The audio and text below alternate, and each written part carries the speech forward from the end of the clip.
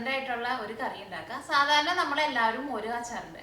പക്ഷെ ഞാനിന്നിവിടെ മോര് കാച്ചാൻ വേണ്ടിയിട്ട് പോണത് സാധാരണ നമ്മൾ ആരും ഇതേപോലെ ചിലപ്പോൾ നിങ്ങൾ ട്രൈ ചെയ്തിട്ടുണ്ടാവില്ല. ഈ കറി നമ്മൾ ചോറിൻ്റെ കൂടെ കഴിക്കാൻ വേണ്ടിയിട്ട് നല്ല ടേസ്റ്റുള്ള കറിയായിരിക്കും. പിന്നെ ഇത് കൂട്ടി നമ്മൾ ചോറുണ്ടാലും നമുക്ക് എന്തോരം ചോറുണ്ടാലും മതിയാവില്ല. പക്ഷെ ഞാൻ ഇതേപോലെ വേറൊരു വീഡിയോയിൽ പറഞ്ഞു കഴിഞ്ഞപ്പോൾ ഒരാൾ കമൻറ്റ്സ് ഇട്ടിട്ടുണ്ടായിരുന്നു, മിയ ഞങ്ങളെ ചോറ് തീറ്റിച്ച് കൊല്ലിക്കുമെന്ന് പറഞ്ഞിട്ട്. പക്ഷെ ഒരുപാട് ചോറൊന്നും തിന്നണ്ട, പക്ഷെ ഇത് കൂട്ടി ചോറ് കഴിക്കാൻ വേണ്ടിയിട്ട് നല്ല അടിപൊളി ടേസ്റ്റ് ആയിരിക്കും. അപ്പോൾ നമുക്ക് നോക്കാം ഇതേനെ റെഡിയാക്കാന്ന്. ഇത് റെഡിയാക്കാൻ വേണ്ടിയിട്ട് ഞാനിവിടെ 1.5 കപ്പ് തൈര് എടുത്തിട്ടുണ്ട്. ഒന്നല്ലെങ്കിൽ മെഷറിംഗ് കപ്പിൽ എടുക്കാം, അല്ലെങ്കിൽ നമ്മൾ ചായക്ക് കുടിക്കാൻ എടുക്കുന്ന ഗ്ലാസ്സിലായിരുന്നാലും കുഴപ്പമില്ല. ഇതിപ്പോൾ തൈര് ഇപ്പോൾ കുറച്ച് കൂടിയാലൊന്നും കുഴപ്പമില്ല. പിന്നെ തൈര് എടുക്കുമ്പോൾ നല്ല പുളിയുള്ള തൈര് നോക്കിയിട്ട് എടുക്കുക. തൈരോ അല്ലെങ്കിൽ നമ്മൾ കടയിൽ നിന്ന് പ്ലെയിൻ ആയിട്ടുള്ള യോഗട്ട് വാങ്ങില്ലേ, അതായിരുന്നാലും കുഴപ്പമില്ല. പക്ഷെ നമ്മൾ കടയിൽ നിന്ന് പ്ലെയിൻ ആയിട്ടുള്ള യോഗട്ട് വാങ്ങുമ്പോൾ അതിന് പുളി ഭയങ്കര കുറവായിരിക്കുമല്ലോ. അപ്പോൾ അത് പുളി കിട്ടാൻ വേണ്ടിയിട്ട് സാധാരണ നമ്മൾ യോഗട്ടൊക്കെ വാങ്ങിച്ചിട്ടുണ്ടെങ്കിൽ അത് നേരെ നമ്മൾ ഫ്രിഡ്ജിലേക്ക് വയ്ക്കും. പക്ഷേ അതിൻ്റെ ആ സീലൊന്ന് മാറ്റിയിട്ട് അത് ഫ്രിഡ്ജിൽ വയ്ക്കാണ്ട് പുറത്ത് തന്നെ വയ്ക്കുക. അപ്പോൾ ഒരു 2 അല്ലെങ്കിൽ ഒരു 3 ദിവസം കഴിയുമ്പോഴേക്കും ആ യോഗട്ടിനായിരുന്നാലും നല്ല പുളി കിട്ടും. അപ്പോൾ ഞാനിവിടെ അത്യാവശ്യം നല്ല പുളിയുള്ള 1.5 കപ്പ് തൈരാണ് എടുത്തേക്കുന്നത്. തൈര് നമ്മൾ മിക്സിയിൽ ഇട്ടിട്ട് ഒന്ന് കറക്കിയിട്ട് എടുക്കും. അതന്നെ കറക്കിയിട്ട് എടുക്കുമ്പോൾ അതിലേക്ക് ചേർക്കാൻ വേണ്ടിയിട്ട് ഇതേപോലത്തെ ഒരു കഷ്ണം ചുവന്നുള്ളി എടുത്തിട്ടുണ്ട്. ഇതിപ്പോൾ ഞങ്ങൾക്ക് ഇവിടെ വലിയ ചുവന്നുള്ളിയാണ് കിട്ടുന്നത്. അപ്പോൾ അതുകൊണ്ട് ഒരു ചുവന്നുള്ളിയുടെ പകുതിയാണ് എടുത്തേക്കുന്നത്. ഇപ്പം നമ്മുടെ നാട്ടിലെ ചുവന്നുള്ളിയൊക്കെ ആണെങ്കിൽ നല്ല കുഞ്ഞിതൊക്കെ ആണെന്നുണ്ടെങ്കിൽ ഒരു 2 ചുവന്നുള്ളി ചേർക്കാം. പിന്നെ ഇതേപോലത്തെ ഒരു വലിയ കഷ്ണം ഇഞ്ചി എടുത്തിട്ടുണ്ട്. ഒരു 3 പച്ചമുളക് എടുത്തിട്ടുണ്ട്. പിന്നെ കുറച്ച് കറിവേപ്പില എടുത്തിട്ടുണ്ട്. അപ്പോൾ ഇത് 4ഉം പിന്നെ ഈ തൈരും കൂടിയിട്ട് മിക്സിയിൽ ഇട്ടിട്ട് ഒന്ന് കറക്കിയിട്ട് എടുക്കണം. ഇതിലേക്ക് നമ്മൾ തേങ്ങ ഒന്ന് വറുത്തിട്ട് അരച്ചിട്ട് ചേർക്കും. അപ്പോൾ അതിന് വേണ്ടിയിട്ട് ഞാനിവിടെ തേങ്ങ എടുത്തിട്ടുണ്ട്. തേങ്ങ ഒരുപാട് ആവശ്യമില്ല, ഞാനിവിടെ ഇത്രയ്ക്ക് തേങ്ങയാണ് എടുത്തേക്കുന്നത്. ഇതിപ്പോൾ ഇതേപോലെ ഇങ്ങനെ എല്ലാ വിരലും എടുത്തിട്ട് ഇങ്ങനെ പിടി കണക്ക് പറയുകയാണെന്ന് വെച്ചിട്ടുണ്ടെങ്കിൽ ഇതേപോലത്തെ ഒരു 1.5 പിടി തേങ്ങ ഉണ്ടാവും.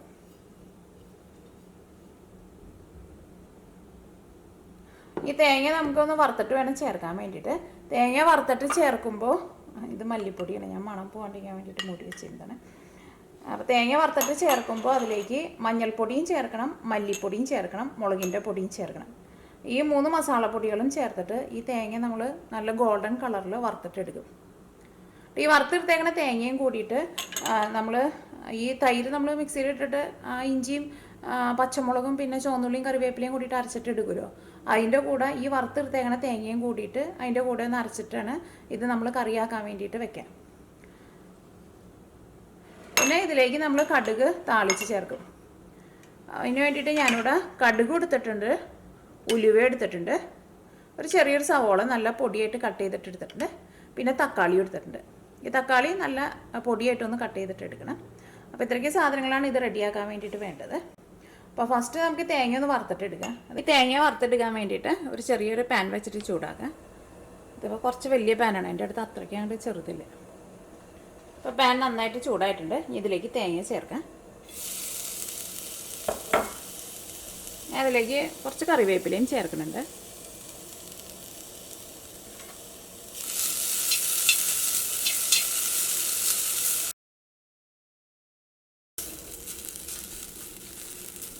ഇതിലേക്ക് നമുക്ക് കുറച്ച് വെളിച്ചെണ്ണ ഒന്ന് ചേർക്കാം. അപ്പോഴായിരിക്കും തേങ്ങ നന്നായിട്ടൊന്ന് മുരിഞ്ഞിട്ട് കിട്ടുക. ഇത് ഞാനിതിലേക്ക് ചേർത്തത് വെളിച്ചെണ്ണ കേട്ടോ, ഇവിടെ തണുപ്പായതുകൊണ്ട് വെളിച്ചെണ്ണ ഇങ്ങനെ കട്ട പിടിച്ച പോലെയാണ് ഇരിക്കുന്നത്. ഈ തേങ്ങ പതുക്കെ ഒന്ന് മുരിഞ്ഞ് തുടങ്ങിയിട്ട് വേണം ഇതിലേക്ക് നമുക്ക് ഈ മസാലപ്പൊടികളൊക്കെ ചേർക്കാൻ വേണ്ടിയിട്ട്. അപ്പോൾ ഞാനിവിടെ ചേർക്കാൻ വേണ്ടിയിട്ട് പോണ മല്ലിപ്പൊടി ഞാനിവിടെ ഫ്രഷായിട്ട് പൊടിച്ചിട്ട് എടുത്തേക്കണം മല്ലിപ്പൊടിയാണ്. അപ്പോൾ അതുകൊണ്ട് തന്നെ അതിന് നല്ലൊരു സ്മെല്ലുണ്ട്. അപ്പോൾ നിങ്ങളിപ്പോൾ കടയിൽ നിന്ന് റെഡിമെയ്ഡായിട്ട് വാങ്ങണ മല്ലിപ്പൊടി ആണെന്നുണ്ടെങ്കിൽ ഇതേപോലെ ഇങ്ങനെ തേങ്ങ വറുത്തിട്ട് എടുക്കുമ്പോൾ ഇതിലേക്ക് ആ മല്ലിപ്പൊടി ചേർക്കണ്ട. മുഴുവനായിട്ടുള്ള മല്ലി കിട്ടുമല്ലോ, ആ മല്ലി ചേർത്താൽ മതി. അപ്പോൾ മുഴുവനായിട്ടുള്ള മല്ലിയാണ് ചേർക്കണമെന്നുണ്ടെങ്കിൽ ഈ തേങ്ങയുടെ ഒപ്പം തന്നെ മുഴുവനായിട്ടുള്ള മല്ലിയും ചേർക്കാം. മുഴുവനായിട്ടുള്ള മല്ലിയാണെന്ന് വെച്ചിട്ടുണ്ടെങ്കിൽ ഒരു 1.5 ടേബിൾ സ്പൂൺ മുഴുവനായിട്ടുള്ള മല്ലി ഈ തേങ്ങയുടെ കൂടെ ചേർത്തിട്ട് മുരിച്ചിട്ട് എടുക്കുക. അത് കഴിഞ്ഞിട്ട് പിന്നെ മസാലപ്പൊടികൾ മഞ്ഞൾപ്പൊടിയും മുളകിൻ്റെ പൊടിയും ലാസ്റ്റ് ചേർത്താൽ മതി. അങ്ങനെ പൊടികളായതുകൊണ്ടാണ് നമ്മൾ ഈ തേങ്ങ മുരിയാൻ വേണ്ടിയിട്ട് വെയിറ്റ് ചെയ്യുന്നത്. അല്ലെങ്കിൽ ഇതിൻ്റെ ഒപ്പം തന്നെ അങ്ങോട്ട് ഇട്ടിട്ടുണ്ടെങ്കിൽ പൊടികളെല്ലാം അങ്ങോട്ട് കരിഞ്ഞു പോകുമല്ലോ. അപ്പോൾ തേങ്ങ മുരിഞ്ഞ് ചെറുതായിട്ടൊരു ഗോൾഡൻ കളറായി തുടങ്ങിയിട്ടുണ്ട്. ഇനി തീ നന്നായിട്ട് കുറച്ച് വയ്ക്കുക. ഇതിലേക്ക് മസാലപ്പൊടികൾ ചേർക്കുക. ഫസ്റ്റ് മഞ്ഞൾപ്പൊടി ചേർക്കുക. മഞ്ഞൾപ്പൊടി ഞാൻ ഇതിലേക്ക് ഒരു 1/4 ടേബിൾ സ്പൂണാണ് ചേർക്കുന്നത്. തീ നന്നായിട്ട് കുറച്ച് വയ്ക്കുക, അല്ലെങ്കിൽ തേങ്ങ പെട്ടെന്ന് അങ്ങോട്ട് കരിഞ്ഞു പോകും. ഈ മസാലപ്പൊടികളൊന്നും നമുക്ക് മൊരിഞ്ഞ് കിട്ടില്ല. ഞാനിവിടെ തീ നന്നായിട്ട് കുറച്ചിട്ടാണ് വെച്ചേക്കുന്നത്. അപ്പോൾ മഞ്ഞൾപ്പൊടി ഇതിനകത്ത് കിടന്നിട്ട് നന്നായിട്ട് മൊരിഞ്ഞിട്ടുണ്ട്. ആ മഞ്ഞൾ ഇതിൻ്റെ കൂടെ കൊണ്ട് കിടന്ന് മൊരിയുമ്പോൾ നല്ലൊരു സ്മെല്ല് വരും. ഇതിലേക്ക് മല്ലിപ്പൊടി ചേർക്കാം.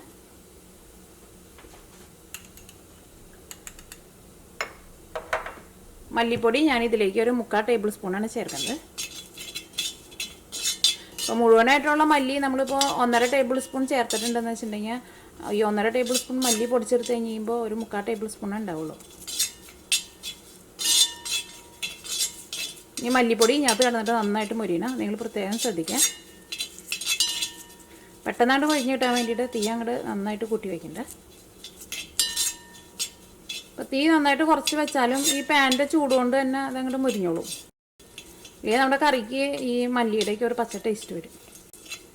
പിന്നെ ഇതേപോലെ ഇങ്ങനെ നന്നായിട്ട് ഇളക്കി കൊടുത്തുകൊണ്ടിരിക്കുകയും ചെയ്യാം. അപ്പോഴായിരിക്കും എല്ലാ സൈഡും ഇങ്ങനെ ഒരേപോലെ മുരിഞ്ഞ് കിട്ടുക. അല്ലെങ്കിൽ തേങ്ങയുടെ ചിലപ്പോൾ ഒരു സൈഡ് മാത്രം അങ്ങോട്ട് മുരിയുള്ളൂ. ഇപ്പോൾ മല്ലിപ്പൊടി ഇതിനകത്ത് കിടന്നിട്ട് നന്നായിട്ട് മുരിഞ്ഞിട്ടുണ്ട്. ഇതിലേക്ക് മുളകിൻ്റെ പൊടി ചേർക്കുക. നമ്മൾ പച്ചമുളക് നമ്മൾ തൈരിൻ്റെ കൂടെ അരയ്ക്കുന്നുണ്ട്. അപ്പോൾ മുളകിൻ്റെ പൊടി വളരെ കുറച്ച് ചേർത്താൽ മതി. അപ്പോൾ ഇതിലേക്ക് 1/2 ടേബിൾ സ്പൂൺ മുളകിൻ്റെ പൊടിയാണ് ചേർക്കുന്നത്. അല്ലെങ്കിൽ മുളകിൻ്റെ പൊടി നിങ്ങളുടെ ടേസ്റ്റിനനുസരിച്ചിട്ട് നിങ്ങൾ ചേർത്ത് കൊടുക്കുക. കാരണം പല മുളകിൻ്റെ പൊടിക്കും പല എരിവായിരിക്കും. അപ്പോൾ നമ്മൾ സ്ഥിരമായിട്ട് ഉപയോഗിക്കുന്ന മുളകിൻ്റെ പൊടിയുടെ എരിവ് നമുക്ക് അറിയാൻ വേണ്ടിയിട്ട് പറ്റുമല്ലോ. ഈ മുളക് പൊടി ഇതിനകത്ത് കിടന്നിട്ട് നന്നായിട്ട് മൊരിയണം. അപ്പോൾ ഇതെല്ലാം നന്നായിട്ട് മൊരിഞ്ഞിട്ടുണ്ട്. ഇനി തീ ഓഫ് ചെയ്യാം. ഈ തീ ഓഫ് ചെയ്ത് കഴിഞ്ഞ വഴിക്ക് തന്നെ ഇത് നമ്മൾ ഈ പാനിൽ നിന്ന് എടുത്ത് മാറ്റണം. അല്ലെങ്കിൽ ഈ പാനിൻ്റെ ചൂടുകൊണ്ട് തേങ്ങ ഇരുന്നിട്ട് കരിഞ്ഞു പോകും. ഇത് പതുക്കെ ഒന്ന് ചൂടാറാൻ വേണ്ടിയിട്ട് വെയിറ്റ് ചെയ്യുക. ഇനി തൈര് ഇതെല്ലാം കൂടിയിട്ട് മിക്സിയിലിട്ടിട്ട് ഒന്ന് അരച്ചിട്ട് എടുക്കാൻ വേണ്ടിയിട്ട് മിക്സിയുടെ ജാറിലേക്ക് തൈര് ചേർക്കുക.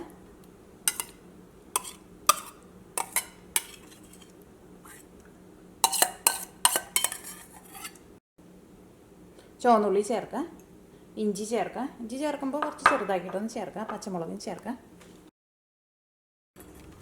കറിവേപ്പില ചേർക്കുക. നമ്മൾ അരച്ചെടുത്തേക്കുന്ന തേങ്ങ ഉണ്ടല്ലോ, ഈ തേങ്ങയും ചേർക്കുക.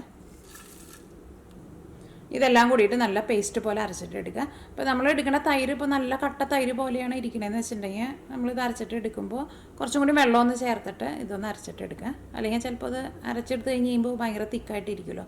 അപ്പോൾ ഞാനിതിലേക്ക് കുറച്ചും കൂടി വെള്ളമൊന്ന് ചേർക്കുന്നുണ്ട്.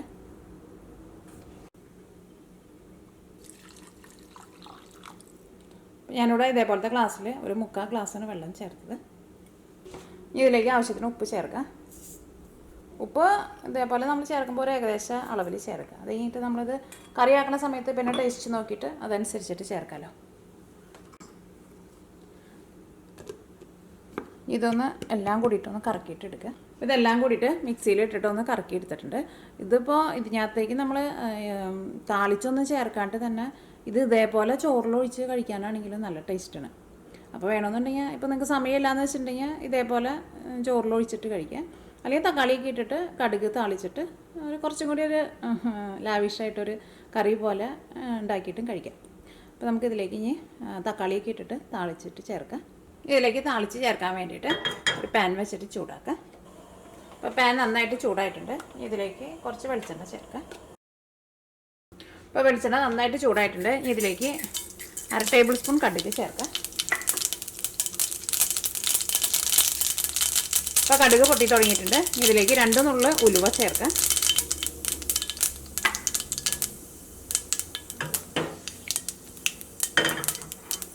ഉലുവയും മൊരിഞ്ഞ് നല്ലൊരു ഗോൾഡൻ കളറായിട്ടുണ്ട്. ഇതിലേക്ക് സവോള ചേർക്കാം.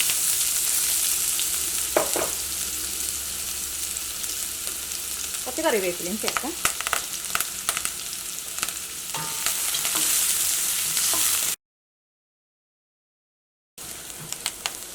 അപ്പോൾ സവോള മൊരിഞ്ഞ് ഒരു ഗോൾഡൻ കളറായി തുടങ്ങിയിട്ടുണ്ട്. ഇതിലേക്ക് ഒരു നുള്ളു മഞ്ഞൾപ്പൊടി ചേർക്കാം.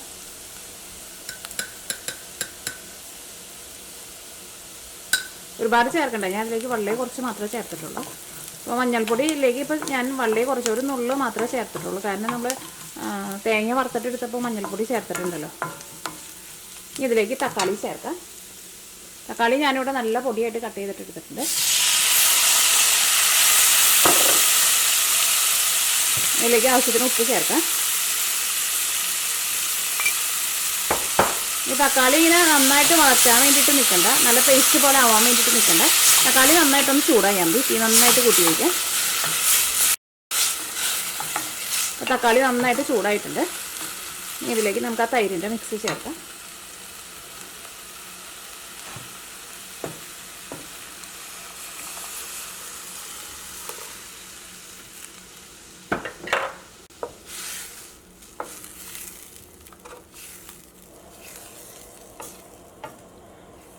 ഈ കറി തിളയ്ക്കാൻ വേണ്ടിയിട്ട് നിൽക്കണ്ട, ഒന്ന് നന്നായിട്ടൊന്ന് ചൂടായി കഴിയുമ്പോൾ തന്നെ തീ ഓഫ് ചെയ്യാം.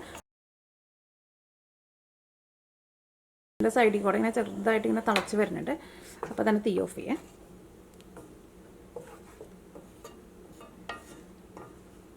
ഇപ്പോൾ നമ്മുടെ മോര് കറി റെഡി ആയിട്ടുണ്ട്. ഈ കറി ഒരു സർവിങ് പ്ലേറ്റിലേക്ക് പകർത്താം.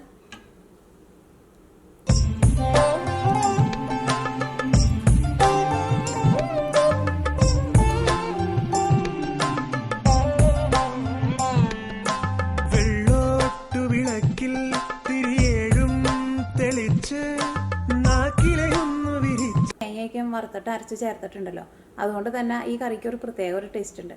ആ ടേസ്റ്റ് ആയിരുന്നാലും എല്ലാവർക്കും ഇഷ്ടപ്പെടുന്ന ഒരു ടേസ്റ്റ് തന്നെയായിരിക്കും. അപ്പോൾ നിങ്ങളെല്ലാവരും ട്രൈ ചെയ്ത് നോക്കാം.